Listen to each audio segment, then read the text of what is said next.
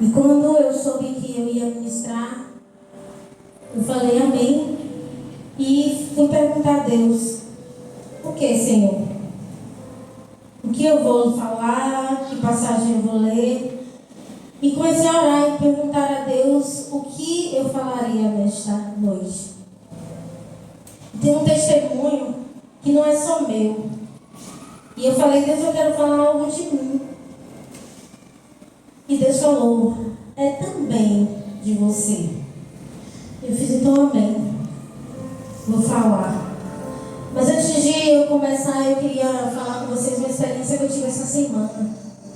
Como eu falei, uma vez que eu ministrei de minha oferta aqui, eu gosto de me preparar para falar, para ministrar a palavra do Senhor. E nesse dia eu fui pega de surpresa, mas amém, fluiu. E na terça-feira eu vim para a casa do Senhor. Estava eu e as crianças. E nós passamos por uma situação a qual me levou a um nível de estresse que eu parei de produzir leite. E por que eu estou contando essa experiência? Porque quando ontem eu soube que eu ia ministrar, eu falei: Deus, como eu vou jejuar se eu estou amamentando? E Deus falou assim: lembra de terça-feira? Que você parou de produzir, mas ele não ficou com fome? Da mesma forma você vai fazer hoje. E eu abri um jejum, glória a Deus, e ele está ali, alimentado. Amém? E eu sei que tudo é para a honra e glória do Senhor.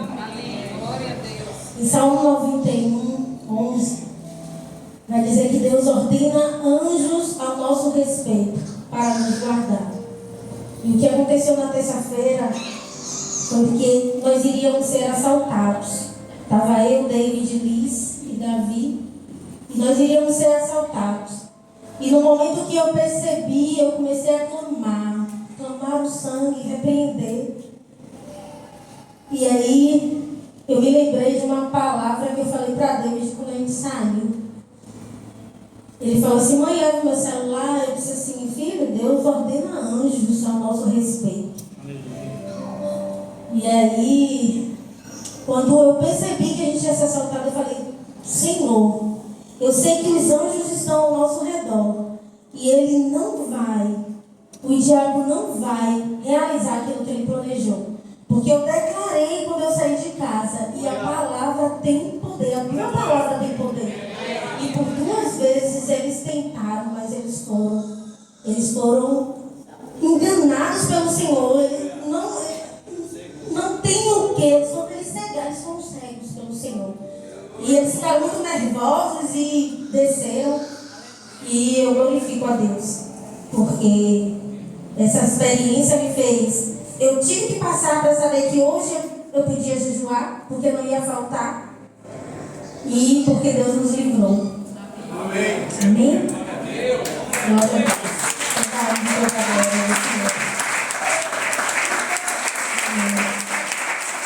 E a palavra de Jeremias fala que no ventre ele nos escolheu. E assim como ele escolheu Jeremias, ele escolheu cada um de vocês que estão aqui, inclusive a mim. E quando eu nasci, a minha mãe estava tudo programado, foi uma cesárea, e eu tive uma parada cardiorrespiratória. E não era para eu estar aqui. Mas Deus, ele já tinha um propósito na minha vida, ele já tinha me escolhido. E por muitas vezes o inimigo tentou, não só no meu nascimento, ele tentou frustrar os planos de Deus que tinha na minha vida. Na minha adolescência, eu ouvia o inimigo, eu estava deitada e eu ouvia o inimigo dizer assim: ó, na primeira gaveta lá, na cozinha, tem uma faca, corte o pulso. Não vai morrer não, você só vai amedrontar. Porque quando a gente é adolescente, né, a gente está passando da fase da infância para a adolescência, muitas coisas. E o inimigo falava isso para mim. E ali, mais uma vez, ele queria finar aquilo que Deus tinha preparado para a minha vida. Mas ele, mais uma vez, foi frustrado. Amém. E eu me afastei da presença do Senhor com 16 anos. mas com certeza de que Deus tinha algo para fazer na minha vida. E eu só consegui ficar no mundo um mês. Meu coração ardia e eu dizia, meu Deus, o que é que eu estou fazendo aqui? Mas eu queria experimentar. Eu nasci e fui criada no berço evangélico, glória a Deus por isso. Mas chega um momento que a gente acha que tem que dar um passeio lá. Eu fui, mas Deus não permitiu que eu ficasse muito tempo. Porque se eu ficasse, eu tenho certeza que eu ia morrer. E aí eu voltei para a presença do Senhor, caminhei, sempre glorificando ao Senhor e amo o mundo espiritual. E eu ia para... Minha mãe me levava para um ciclo de oração e tenho certeza que o ambiente que nós vivemos aqui na terça-feira é o ambiente que eu vivia. E era tremendo demais. Eu sou apaixonada pelo mundo espiritual. E eu era de uma igreja onde as irmãs usavam coque e saião. Mas não tem nada a ver o coque e o saião. Tem a ver a vontade de você querer adorar. A vontade de você querer experimentar daquilo que o Senhor tem para a nossa vida. E muitas vezes nós estamos em um culto e estamos dispersos. O Senhor quer fazer, o Senhor quer movimentar, quer mudar o ambiente. E às vezes nós vivemos na rotina de chegar, sentar, ouvir a palavra e ir embora. E no outro dia a mesma coisa. São tantas chaves que são liberadas aqui do altar. Que quando nós entendemos que do altar flui rio de águas vivas, nós nos enchemos da água viva que é o Senhor. E nós lá fora acabamos dando a outras pessoas para beber dessa água que é Jesus. Então, irmãos, que não seja mais um culto, que não seja mais um culto de fé que você diz, vou ver se eu ganho minha bênção lá, que o Senhor me abençoe e eu volto para casa e às vezes volta do mesmo jeito. Que você venha com um sentimento de chamar a atenção de Deus. Porque quando você chama a atenção do Pai, todas as coisas é liberadas sobre a sua vida. Então, se você hoje veio atrás ou querendo apenas uma bênção, mude o seu pensamento nesse momento. E diga, Deus, eu quero te adorar em espírito e em verdade. Eu quero sentir a tua presença. Eu quero que flua de mim a tua unção e que o ambiente seja mudado. Não espere apenas daquele que está aqui no altar. Muitas vezes o apóstolo ou os pastores que sobem aqui, eles estão cheios, mas vocês estão lá embaixo, nós estamos lá embaixo e nós não valorizamos tudo aquilo que foi preparado para ministrar a vida de vocês. Amém? E aí então, eu casei na presença, constituí família e quando nós nos casamos, sempre tudo fluiu. Glória a Deus, nosso casamento sempre foi na presença do Senhor. Não tinha situações. Mas uma vez me deu um start e disse, meu Deus, todas as áreas nós nos completamos. Mas o mundo espiritual, aquilo que arde em mim, falta isso. E eu dizia, Deus, falta... Eu digo isso para ele, adentrar ao mundo espiritual e sentir e viver aquilo que eu vivo, aquilo que eu sinto. Não que ele não sentia, mas era diferente. Talvez por eu ter sido de uma igreja que se envolvia e que buscava mais o mundo espiritual e ele ser uma igreja tradicional. E eu dizia, meu Deus, falta isso, Senhor. E tudo é no tempo do Senhor. Tudo acontece segundo a vontade e o tempo do Senhor. E aí chegamos ao Ministério Maens. E quando nós chegamos aqui, eu já tinha passado por umas 2 igrejas e já tinha visto algumas coisas. E eu disse a ele, nós vamos só visitar. E ele disse, vamos só visitar. E aí visitávamos aqui, íamos em outras igrejas também, porque a gente queria ver onde é que Deus ia colocar a gente, né? e íamos na assembleia, e algumas igrejas dele chegavam para mim e diziam: não, minha mãe, não gostei dessa linha, não quero ficar aqui. Na verdade não era ele, era Deus dizendo: não é o lugar. Porque às vezes até eu e Jonas gostávamos da igreja, mas David dizia: não quero ficar. E quando eu disse: vamos ficar lá, indo para mais todos os cultos que a gente for, o inimigo lançou uma situação, irmãos, na minha vida, que eu enxergava coisas que não estavam acontecendo. Por que não estava acontecendo? Porque, glória a Deus, eu e Jonas, a gente tem uma abertura. E eu sentei com ele e disse assim: eu tenho visto uma situação de uma mulher lá na igreja que está olhando para você. E ele disse: irmão, não existe isso. Eu disse: existe sim, a gente nunca viveu isso, e eu não vou ficar nessa igreja para viver isso. Ela está olhando para você. E ele: não tem isso. E eu comecei a orar e disse: Deus, se é algo que não é, me mostra, Senhor, repreende, tira. O que é que eu entendi naquele momento? O inimigo, ele não queria que eu estivesse nessa casa. E ele trouxe situações ao qual eu dizia assim: eu nunca vivi.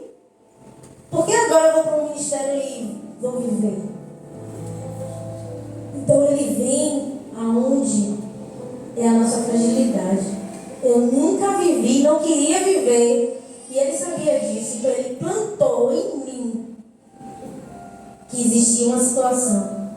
E aí eu repreendi e logo depois Deus usou a vida do apóstolo. E o apóstolo me disse assim, e eu nunca tinha conversado com o apóstolo: é aqui sim, é aqui que o Senhor tem algo a realizar. Eu fiz amém, Senhor. E aí começamos a caminhar aqui no ministério. Glória a Deus por esse ministério. Glorifico ao Senhor demais pelas essas portas abertas. Glória a Deus. Aqui meu filho, que era muito tímido, foi inserido. E hoje a timidez não existe. Aqui foi comprada guerras pela minha família. Que eu vou entrar e vocês vão entender. E eu glorifico a Deus por esse ministério. Nesse ministério, quem veio primeiro foi minha irmã, a pastora Cris. E foi uma das coisas que eu dizia: eu disse: não, mas outras duas igrejas, pastor Joel, que era pastor da Cris, foram primeiro e depois a gente foi para a mesma igreja. Vamos caminhar, vamos andar.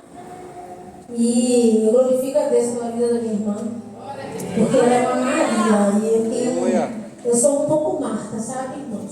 Mas eu observo a vida de minha irmã, que busca a palavra, que se dedica, e isso tem alimentado a minha vontade de buscar. E depois que Davi nasceu, não tem tempo. Deus tem as madrugadas. Então, às vezes, eu me levanto de madrugada para buscar. E geralmente eu lembro que ela está lá sentada, às vezes na folga. E muita gente que folga quer o quê? Se divertir, né? Mas, às vezes eu chego lá na porta e ela está lendo a palavra. Está se fortificando no mundo espiritual. E isso é necessário para as nossas vidas. Porque a gente só amadurece e cresce e vence o inimigo com a palavra de Deus. Amém? E eu quero agora que vocês abram bem cada palavra. Isaías 42, 1, 8. E a palavra que Deus me deu foi essa. Primeiro ele me deu o tema, que diz assim: requerendo do mundo espiritual o que já é seu por direito. E se aqui tem algum advogado, eu sei que tem, não sei se está aqui hoje, sabe que nós temos direito, o que é direito e ninguém tira. Vamos abrir Isaías 42, 1, 8.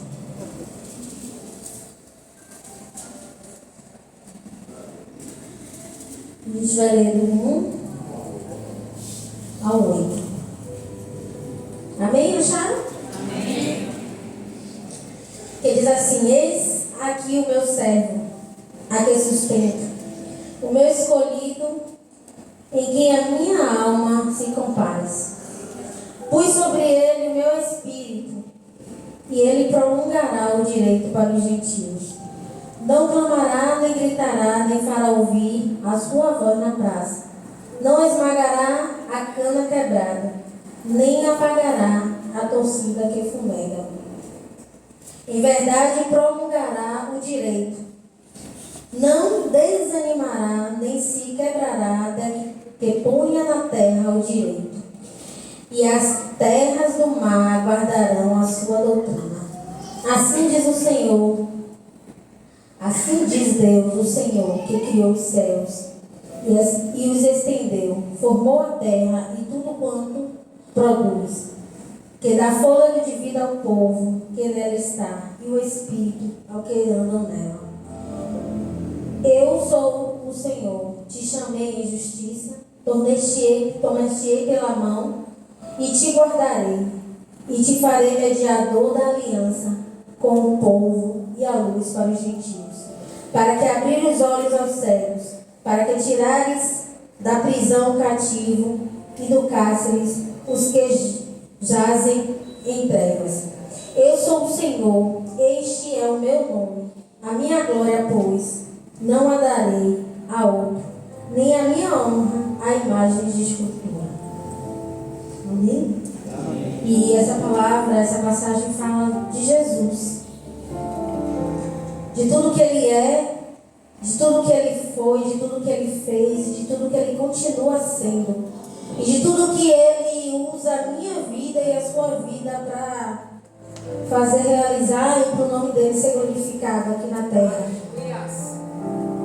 E quando algo acontece, nada é para a minha glória, mas sim para a glória do Senhor. Amém. Quando algo acontece na sua vida, nada é para a sua glória, mas sim para a glória do Senhor. E que vocês possam saber que tudo aquilo que Deus faz, que todos os milagres que Deus traz, é para a honra e glória do Senhor. E eu tive uma experiência de dor e de sentença de morte. Quando eu falei que esse testemunho não é só meu, é porque esse testemunho faz parte também da vida do meu marido. Mas quando eu estava orando, Deus falou: faz parte da sua vida? Sim. E você vai contar aquilo que é e que foi a sua experiência. A partir dele, ele vai contar. Eu creio que um dia desse ele está aqui, contando em nome de Jesus. Assim como já pregou lá no culto de homens, né, meu pastor Júnior? Amém? Amém. Em 2017, ele teve alguns episódios de perda visual. Antes de 2017. Em 2017, ele foi diagnosticado com neuromielite óptica, que é uma doença autoimune e que ataca o seu próprio organismo. Nós não conhecíamos a doença. Eu sou da área, mas não conhecia, tem poucos casos aqui no Brasil. E achávamos que não era nada demais e com medicamentos iria se resolver. Só que não era bem assim. Quando a médica chegou, a médica explicou e falou que era uma doença grave. Que aqui no Brasil, por não ter muitos casos, não sabia-se muito como tratar. E foram várias internações. 2017, acho que 2018 também internou, foi 2019. Em 2019 eu me lembro que a médica que já acompanhava ele desde 2017, nesse internamento, ele já chegou com a parte motora comprometida. Ele já não conseguia andar. E quando eu vi ele em casa nessa situação, eu disse: não, vamos pro hospital, vamos ver. E geralmente ele tinha que fazer uma medicação venosa, que era uma bomba de corticoide, que chama de pulsoterapia, para tentar regredir.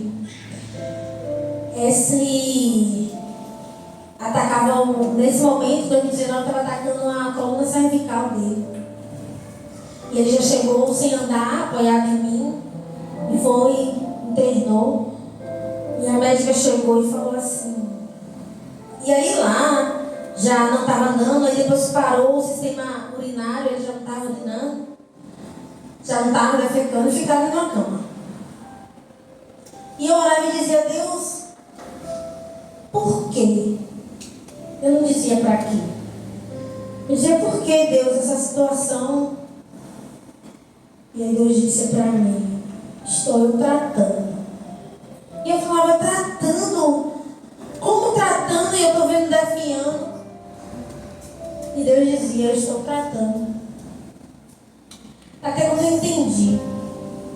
Só que eram várias internações e as internações eram longas, irmãos. A gente passava às vezes 8 dias, 15 dias internado. E ele internava e eu internava também. E quando a médica entrou num dia de noite, se não me engano, ela falou assim: daí é para pior. Meu Deus. Ele já não estava andando, não estava andando. E eu recebi aquilo e fiz: meu Deus, não. Eu não aceito isso não, Senhor. Eu não casei para... Será, meu Deus, que o Senhor tem para minha vida a viuvez? Será que eu vou ficar viva tão nova? E eu fui orar e dizia: Deus, faça a tua vontade, mas não é isso o que eu quero. E eu fui muito sincera com o Senhor. E a médica virou para mim em das consultas que ela fazia lá no quarto. Ela saiu e eu fui conversar com ela. Ela disse para mim: Tati, não tem jeito. Daí é para outras situações e vinha a hora. E eu, com os olhos cheios de lágrimas, disse a ela: o Deus que eu sirvo é o Deus que cura. E ela olhou para mim e disse assim: não tem jeito. Eu fiz: eu creio em um Deus que cura. E aí ela fez: eu estou programando a alta, ele vai desse jeito para casa, vou ver se amanhã o sistema urinário dele volta. Se não voltar, ele vai ter alta. Aí me falou da ansiedade: você vai passar sonda para... E eu disse, passei uma noite bem orando e contrita com o Senhor. Eu disse: Deus, eu não aceito, Senhor. Eu não aceito. Ele não nasceu assim. E comecei a orar. E aí é que eu digo, irmãos, quando a gente requer no mundo espiritual aquilo que a gente já tem direito. Jesus levou sobre si as nossas dores e as nossas enfermidades. E eu declarava isso: Deus, eu sei que o Senhor está tratando, eu sei que o Senhor está agindo na vida dele, mas sentença de morte não, Senhor. E no outro dia ela veio: e aí, conseguiu urinar ele? Não, a gente disse que não. E eu virei para a enfermeira e disse assim: ele vai sair daqui com o sistema urinário funcionando em nome de Jesus. E quando eu falei isso, ela disse: eu vou fazer uma sondagem, vocês vão ter alta. Quando ela preparou toda a bandeja que veio para o quarto, Jesus já estava indo para o banheiro. E eu falei, aí ela fez: como assim? Eu digo: o Deus que eu sirvo é o Deus que faz isso.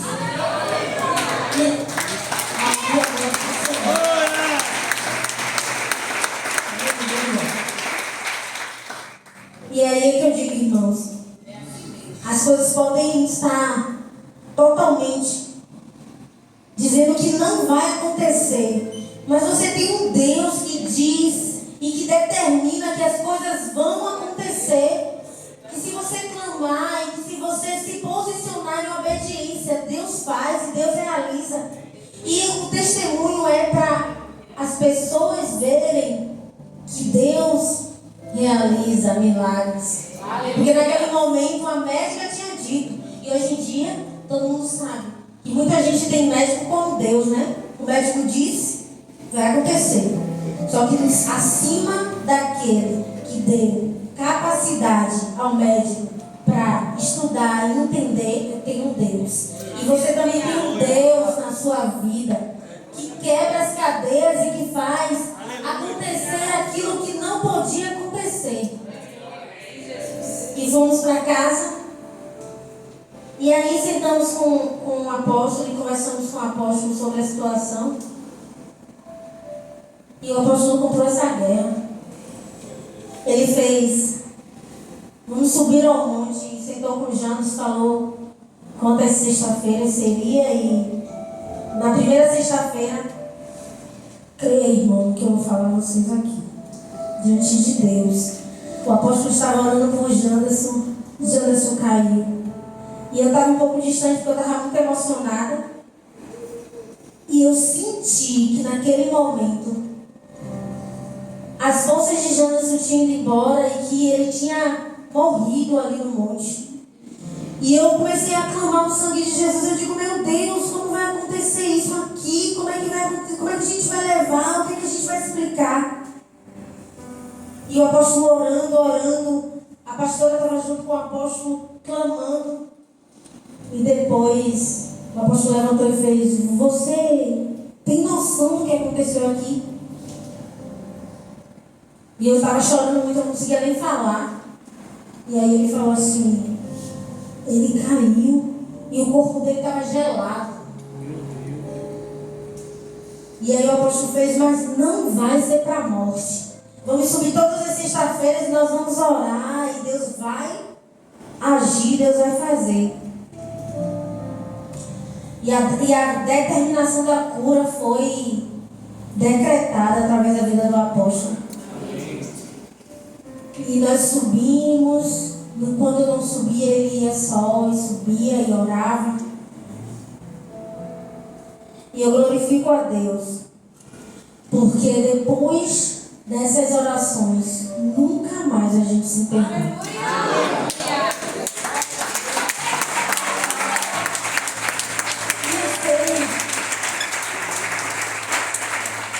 Talvez o diagnóstico ainda exista, porque ele ainda faz acompanhamento.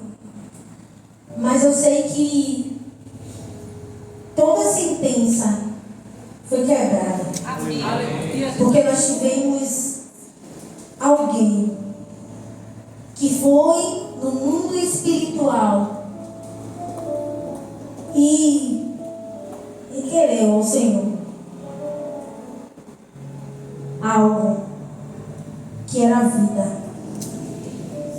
E eu sou muito grata ao Senhor, porque um dia eu entrei nesse ministério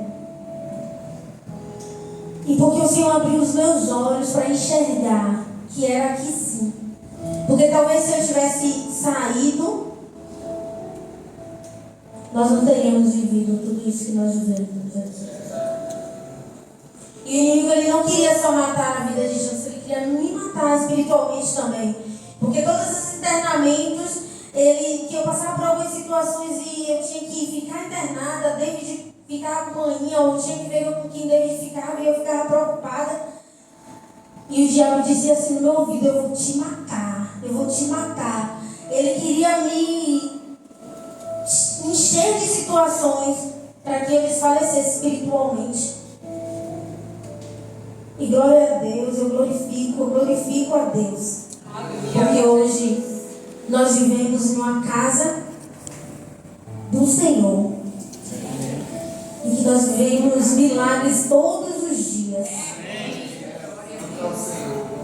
E outra situação, outra sentença que quando em 2017 ele foi diagnosticado, que a médica prescreveu uma das medicações que ele ia tomar em casa. Ela perguntou, se a gente já tinha filhos. E a gente falou que já tinha um filho. E sempre que a gente conversava sobre, até antes de ficar, a gente dizia que ia ter 2 filhos. E aí ela falou, a gente vai passar essa medicação, você vai tomar e você não pode engravidar. Falou comigo. Porque se você engravidar, o bebê vem com situações, vem com problemas, afeta o sistema nervoso central. E eu tomei aquilo. Só que chegou um dia que eu disse, Deus, a gente sempre disse que teria 2 filhos. E aí quando eu conversava com o Janderson, dizia, não, amor, e a situação financeira, e agora essa situação que eu tomei esse remédio, é melhor a gente não arriscar não. E eu cheguei e orei pro Senhor e disse, Deus, eu vou engravidar. E eu sei que o Senhor vai estar no controle de todas as coisas.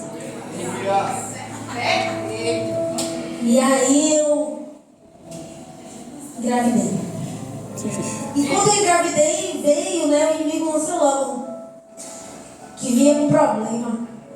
E eu disse, está arrependido em nome de Jesus, porque antes de eu decidir, eu orei e pedi ao Senhor e decidi diante do Senhor. Então não é para sentença maligna de doença. Meu filho vai ser minha filha, porque eu achava que poderia estar grávida de uma menina. E ele dizia, vai ser saudável, vai ser uma bênção. E um dia, quando eu descobri que eu estava, engraçado que algumas pessoas aqui na igreja diziam, você vai ter outro filho, você vai ter outro filho. E eu vim descobrir que eu estava grávida, eu já estava no 4º mês de gestação. Quer dizer, eu sabia que eu estava, mas eu fazia exame e dava negativo. Aí quando eu soube que eu estava, eu chamei a pastora Simone, pedi ela para ungir meu ventre. E todos os dias eu ungia e dizia, bendito do Senhor, escolhido do Senhor, vai mover a terra para que o nome do Senhor seja glorificado. E glória a Deus. Quando eu descobri que eu não era uma menina, eu era um menino, a felicidade foi a mesma. Amém. Eu fiquei muito feliz e disse, Deus, e quando a médica fazia o traço, dizia, está tudo normal, tudo no seu lugar. E eu dizia, Deus, obrigado por mais um ultrassom, que está tudo normal, que está tudo no lugar. E ele vai nascer e vai ser uma bênção. E aí eu cheguei para David e disse, David, como vai ser o nome? Aí David falou, Davi. Amém. Vai ser Davi. E muita gente dizia assim, para que você quer um David e um Davi? Ele dizia, foi o que Deus determinou. E David não é David, David é D-I-V-I-D, é David mesmo. E Davi vai ser Davi. E Davi está aí para a honra e glória do Senhor.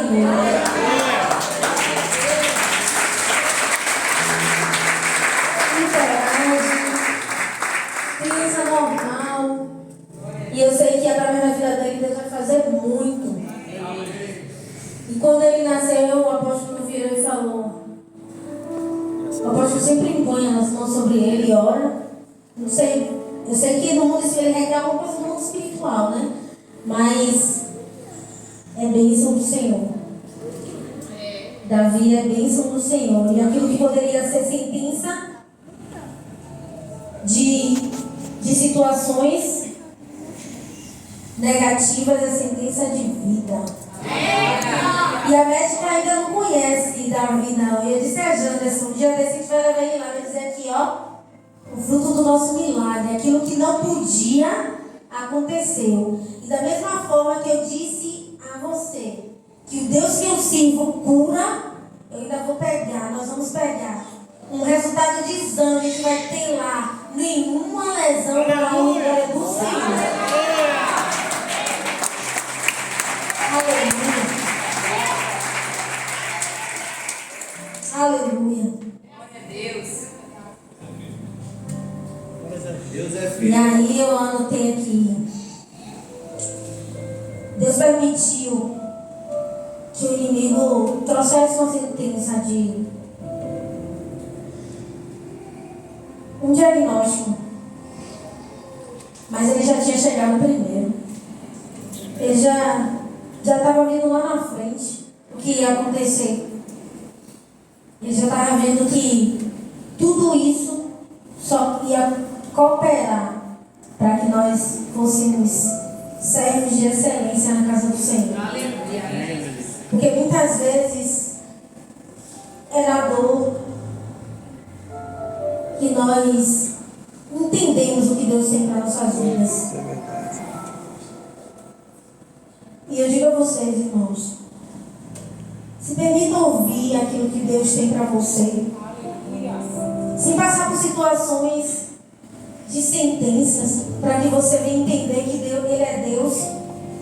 Como a música que foi cantada aqui, se a doença chegar, Ele é Deus. E se Ele não curasse, Ele era Deus também. E se viesse a falecer, Ele era Deus também.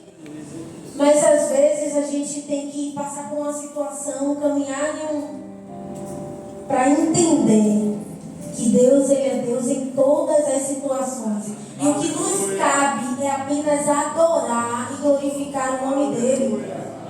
Porque Ele toda manhã, Ele ordena anjos para nos guardar. Ele nos dá fôlego de vida. Todos os dias nós somos testemunho vivo na presença do Senhor para quem está ao nosso lado. Então, se permita viver. Se permita a dar valor todos os dias que você acorda, que você respira,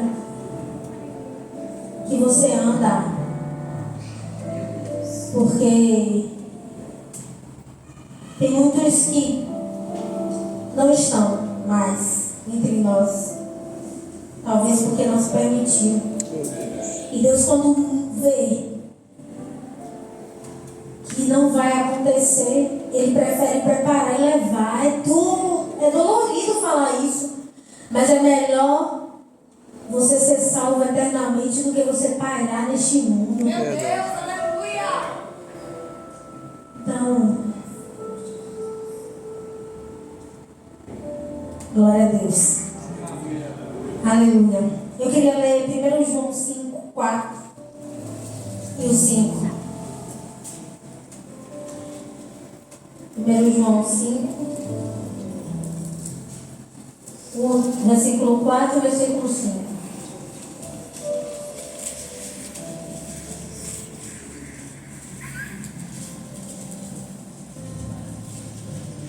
Hoje não tem aqui minha visão se eu estou fora do horário.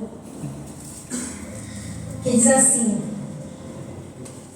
Amém? 1 João antes de Apocalipse.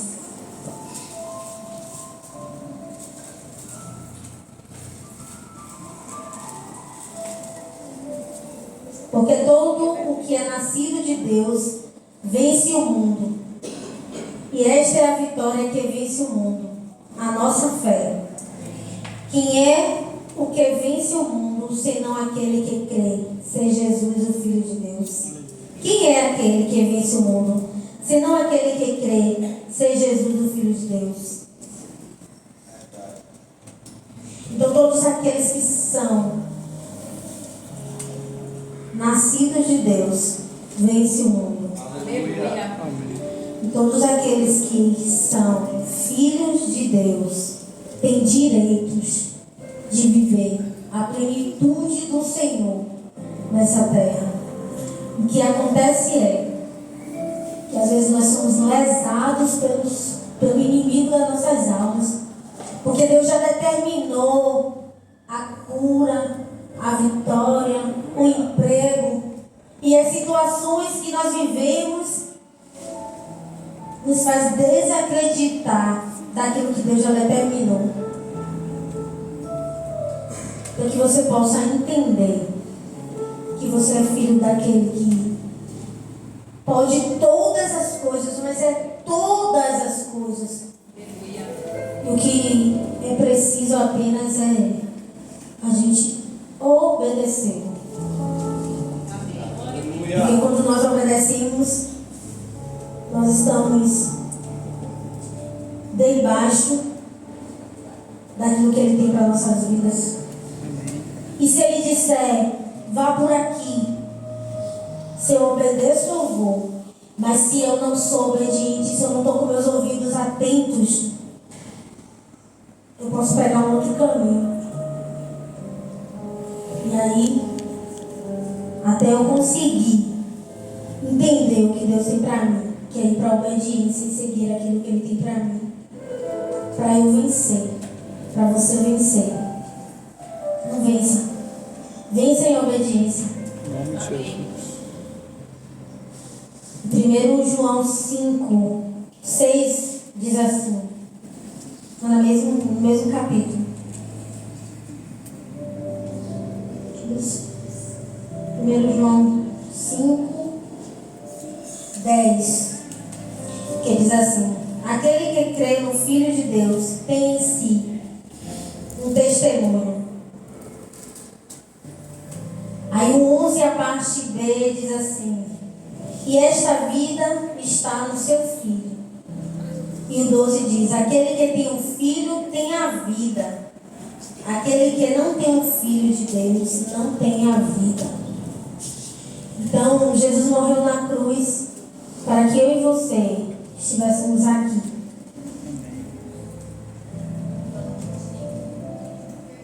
Para que eu e você pudéssemos ter vida e vida eterna. E que nós possamos entender isso todos os dias. Que Ele morreu para que nós pudéssemos estar neste mundo, para glorificar o nome dEle e somente a Ele. Queria que você se colocasse de pé em nome de Jesus.